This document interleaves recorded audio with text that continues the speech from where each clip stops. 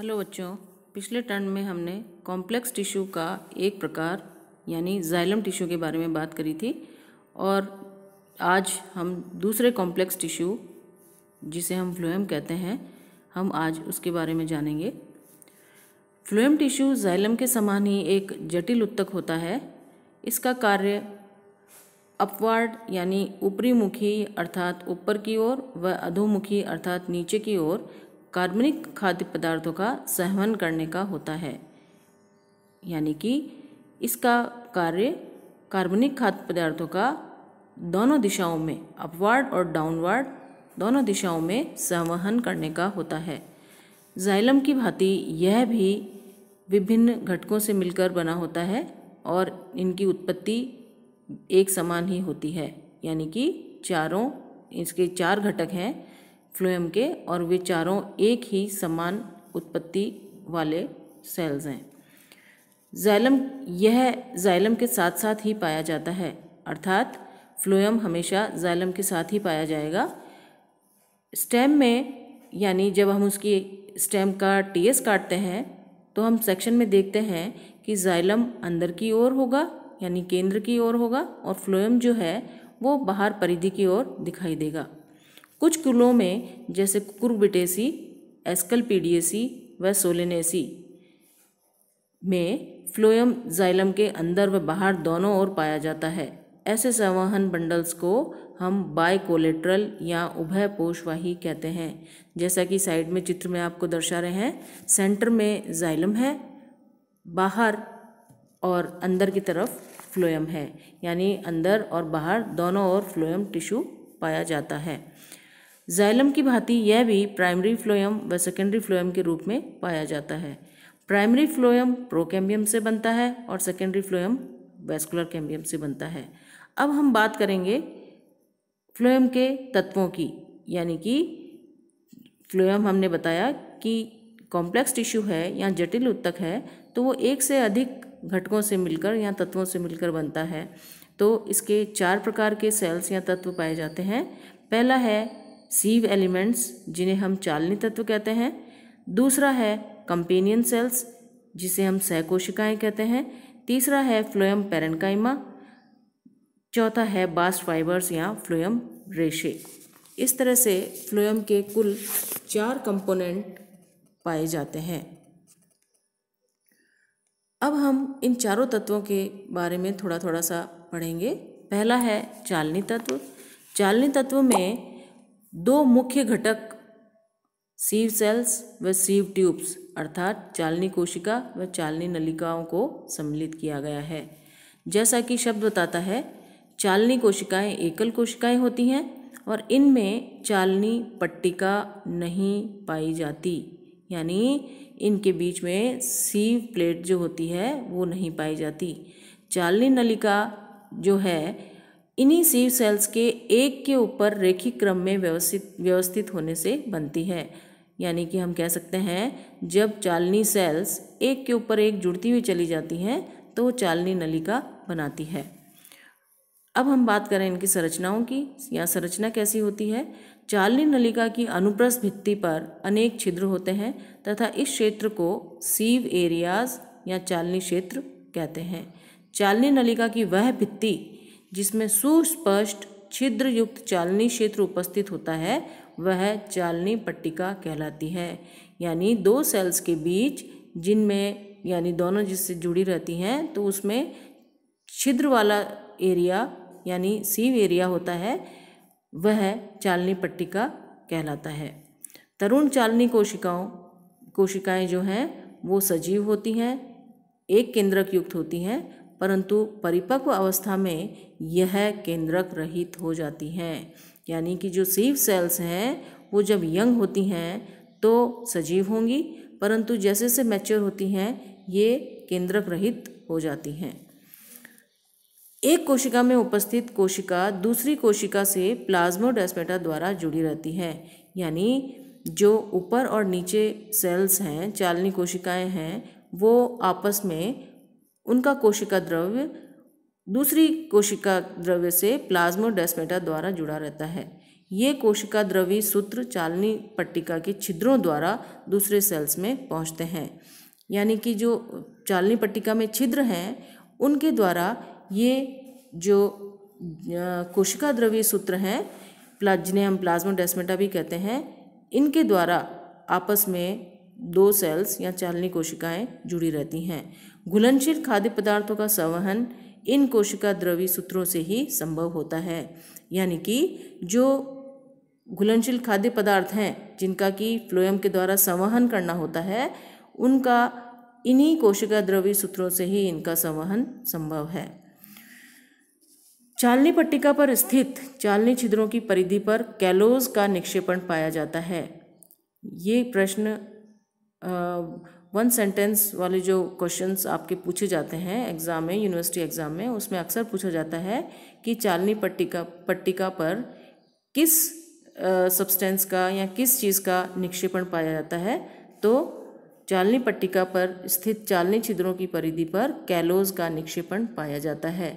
वृद्ध व जीर्ण होती चालनी नली का कैलोज आच्छद मोटा होता जाता है और अंततः चालनी छिद्रों को अवरुद्ध कर देता है। यानी कि जैसे जैसे ये चालनी कोशिकाएं या चालनी नली डेवलप होती हैं या जैसे जैसे ये मैच्योर होती हैं तो इनमें कैलोज का जो आच्छद है वो मोटा होता जाता है और इन छिद्रों को वो अवरुद्ध कर देता है। जो इन चालनी कोशिकाओं और चालनी नलिकाओं का कार्यकाल यानी कितने समय तक ये कार्य करती हैं। जिम्नोस्पर्म्स व डाइकोट्स यानी द्विबीजपत्री में सेकेंडरी ग्रोथ के कारण, द्वितीयक वृद्धि के कारण नए चालनी तत्वों का निर्माण निरंतर होता रहता है। अतः इनमें चालनी तत्व 1 या 2 वृद्धि कालों तक सीमित रहते हैं और इसके विपरीत मोनोकोट्स में द्वितीयक वृद्धि के अभाव में चालनी तत्वों की सक्रियता जीवंत पर्यंत बनी रहती है। अर्थात हम ये कह सकते हैं, चूँकि डाइकोट्स में या द्विबीजपत्री में कैम्बियम उपस्थित होने के कारण द्वितीयक वृद्धि होती है तो इनका चालनी तत्वों का निर्माण निरंतर होता रहता है, तो ये 1 या 2 वृद्धि कालों तक एक्टिव रहेंगी या सीमित रहेंगी। और इसके विपरीत मोनोकोट्स में द्वितीयक वृद्धि नहीं होती, यानी कि एक बीजपत्री में द्वितीयक वृद्धि नहीं होती, अतः चालनी तत्वों की सक्रियता जीवंत पर्यंत बनी रहती है। यानी ये जिंदगी भर ताउम्र एक्टिव बनी रहेंगी, यानी इनकी एक्टिविटी बनी रहेगी। ये थे चालनी तत्व या जो पहला कंपोनेंट था कि सीव एलिमेंट्स, जिसमें चालनी कोशिकाएं व चालनी नलिका को सम्मिलित किया गया है। अब आती है बारी दूसरे एलिमेंट की, जिन्हें हम सहकोशिका कहते हैं। ये विशेष प्रकार की मृदुतक कोशिकाएं हैं जो चालनी नलिका कोशिकाओं से संलग्न रहती है। इनका आपस में परस्पर संबंध प्लाज्मोडेस्माटा द्वारा होता है, यानी कि ये कोशिका द्रवी सूत्रों द्वारा आपस में जुड़ी रहती हैं। इनका न्यूक्लियस सुस्पष्ट होता है। इनकी दोनों की उत्पत्ति एक ही प्रकार के विभाज्योतक से होती है, यानी कि चालनी नलिका से चिपकी हुई सहकोशिकाएं पाई जाती हैं और इन दोनों की उत्पत्ति एक ही मेरिस्टेम या विभाज्योतक से होती है। जिम्नोस्पर्म व टेरिडोफाइट के सवन उत्तक में सहकोशिकाएं अनुपस्थित होती हैं। पिछले टर्न पे मैंने एक फॉर्मूला के तौर पे तुम्हें याद करवाया था, CAM VC absent in pteridophytes, यानी कैम VC अनुपस्थित टेरिडोफाइट्स में। कैम का यहाँ मतलब है कैम्बियम, V का मतलब है जाइलम का जो कंपोनेंट होता है वेसल, जिसे हम वेसल्स कहते हैं।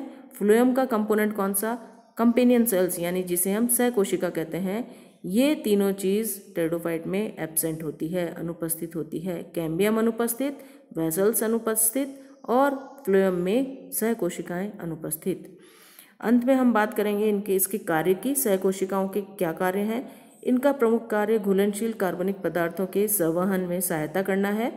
चालनी नलिका में दाब प्रवणता को भी यह बनाए रखता है, यानी सहकोशिकाओं का मुख्य कार्य है कि जो घुलनशील कार्बनिक पदार्थ हैं उनका सेवन करना और चालनी नलिका में दाब प्रवणता को बनाए रखता है, प्रेशर ग्रेडियंट को बनाए रखता है। अब बारी आती है तीसरे कंपोनेंट की, जिसे हम कहते हैं फ्लोएम पैरेन्काइमा।